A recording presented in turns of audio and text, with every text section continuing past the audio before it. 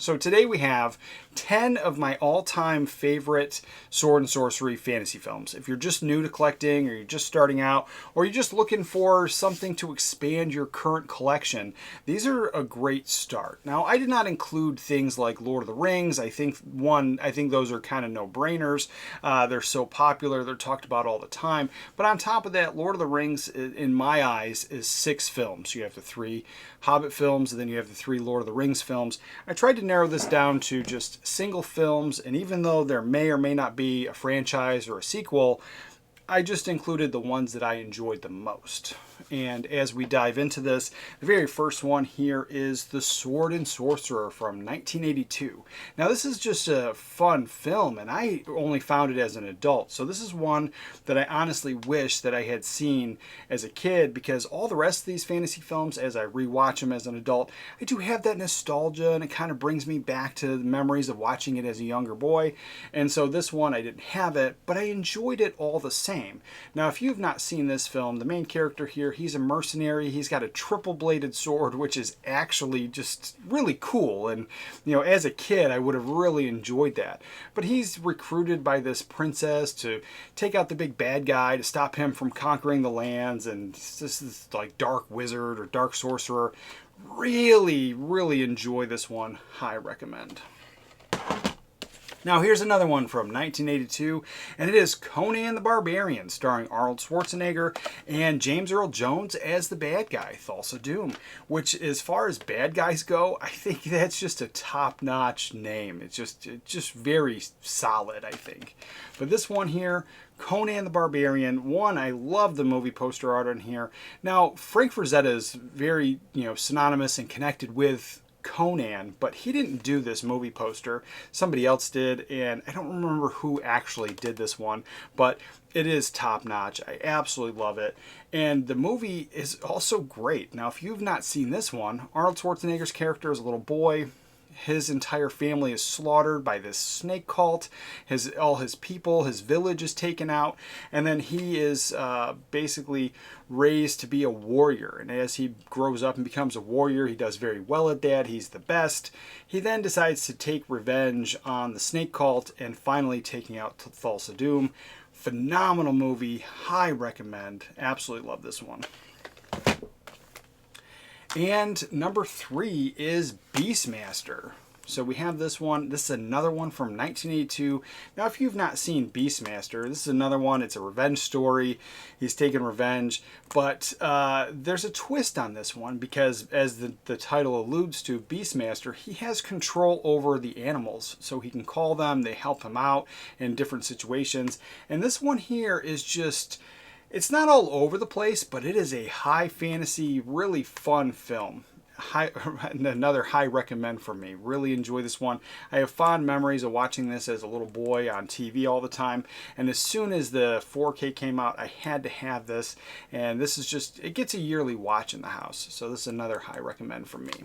Now, number 4 is one from 1973, and it is The Golden Voyage of Sinbad. Now, I do recommend all the Sinbad films.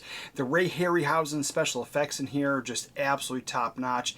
At the time when this came out, this was groundbreaking, and everyone was talking about it. So this is just one of my all-time favorites out of the 3 Sinbad films that I own.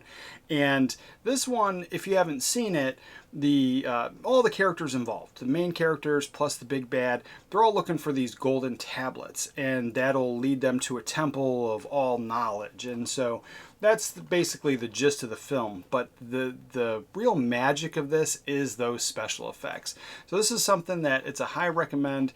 This one doesn't get a yearly watch, but we go through like a Harryhausen kick, and we watch all the Harryhausen films probably once every couple years. And so this is another high recommend for me.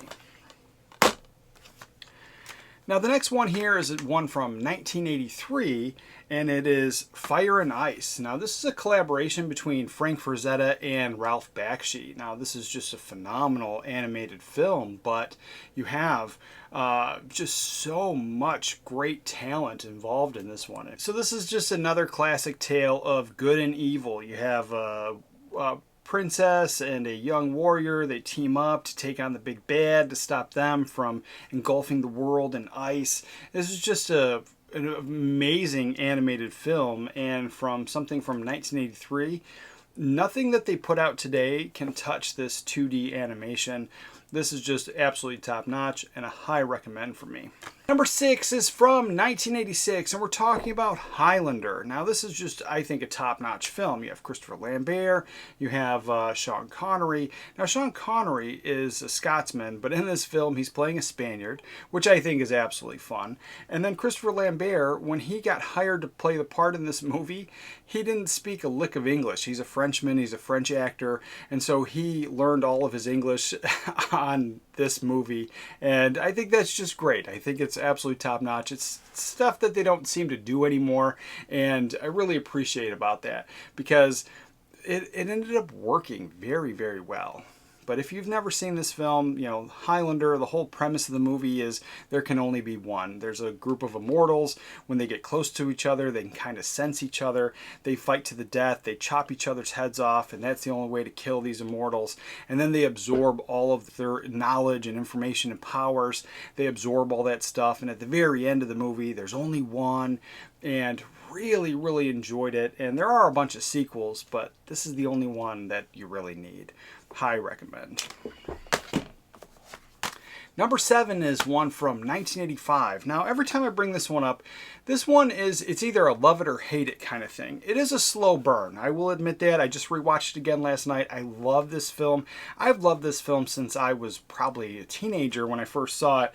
And this movie has Matthew Broderick. It's a Richard Donner film. You have Rutger Hauer. You have Michelle Pfeiffer. This is just, for me, a top-notch film. And I'm talking about Lady Hawk. Now, if you've not seen this film, this is just a romantic love story, fantasy, sword and sorcery, all mixed together. And, you know, without giving too much away, there's a bad guy who is jealous of their love and really wants Michelle Pfeiffer. So he curses them to kind of always be together, but never together. So at night, she is a person, and then he is a wolf, and in the daytime she is a hawk and he is a person. So they're always together, but they're never together. And this is just, for me, one of my all-time favorites. High recommend. Now we're talking about number 8 that came out in 1988. Now this is something that, one, I absolutely love it. And I loved it from the very first time I ever saw it. But then as I learned more about the film, I kind of give it a little bit more respect than I did of just, this is just one of my all-time childhood favorites. And I'm talking about Willow. So this is one that came out in 1988. But the reason I respect this movie a lot more than I ever did was because I found out that George Lucas was trying to get the rights to Lord of the Rings.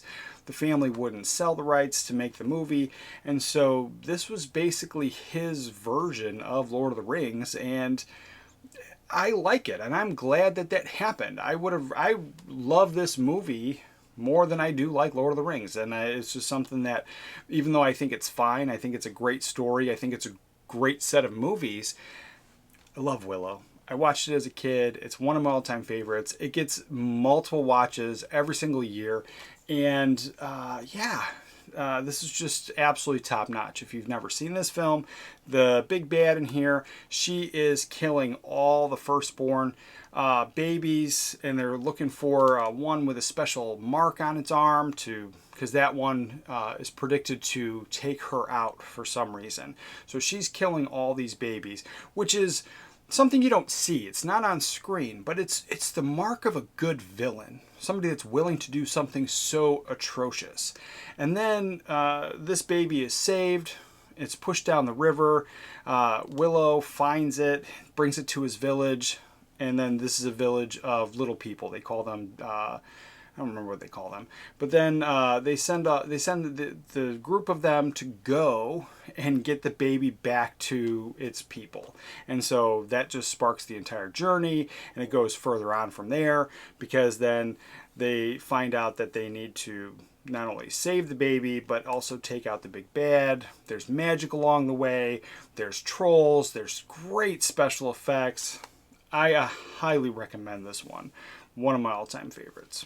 Okay, Number 9 is one that came out in 1981. And now this is another one that I didn't grow up with, but I also never even heard about it until I was an adult. And this was recommended to me a few years back by somebody that was watching one of my live streams, and they said that I should check this film out. So I did.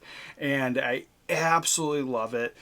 Dragon Slayer. Now, if you've not seen this one, the special effects in here are amazing. The dragon looks so realistic, and this was like the peak of special effects. And I don't care what anybody can do with CGI. This here, the dragon, everything about it is amazing. And I would take this practical special effects at this quality over any CGI any day of the week. But if you've not seen this film, there's a dragon. They're feeding it virgins. They're feeding it women. And eventually, the guy here, he's going to take the dragon out. And that's basically the whole entire story. Really enjoy this one. High recommend. But the special effects in here are worth its weight in gold. Number 10 is from 1985, and it's one of my all-time favorite fantasy films, easily in my top 5. I'm talking about 1985's Legend. Now this one here stars Tim Curry, Tom Cruise, Mia Sara, but it's an overall amazing fantasy film, and Tim Curry's darkness I think is absolutely the best. Like, it's the best devil in movie making ever. I think he nailed the part 100%. Tim Curry is an amazing actor. I think he's a well-beloved actor, but at the same time, a little bit underrated. But this is something that, one, Tim Curry knocked this out of the park, and I think he makes the film for me. But if you've not seen this one, it's got a bunch of stuff meshed up together, but you have Tom Cruise's character is in love with Mia Sara's character, but then Darkness wants to marry Mia Sara at some point, but his entire goal is to plunge the lands in darkness and take it over. And so then these two have to, one, Mia Sara's character, Lily, has to fight corruption and overcome that temptation, but then Tom Cruise has to save the day. And oh my god, this is high recommend, one of my all-time favorites, and this is something that it gets multiple rewatches. There's a few different cuts of this film, and I watch them all over and over and over again, and it never gets old. This is a movie that I could watch a million times, never gets old for me, but a high recommend. And that was it. That was my list of 10 of my favorite sword and sorcery movies, fantasy films. Now, there's plenty of others that I could have pulled off the shelf, and I didn't do that because I wanted to keep it down to 10. And let me know if I left anything off the list that you would have added, or if there's just something that you agree or disagree with any of these movies. You're going to want to check out this video right here for more movie recommendations. And with that, remember to watch a movie today, and I'll catch you guys next time.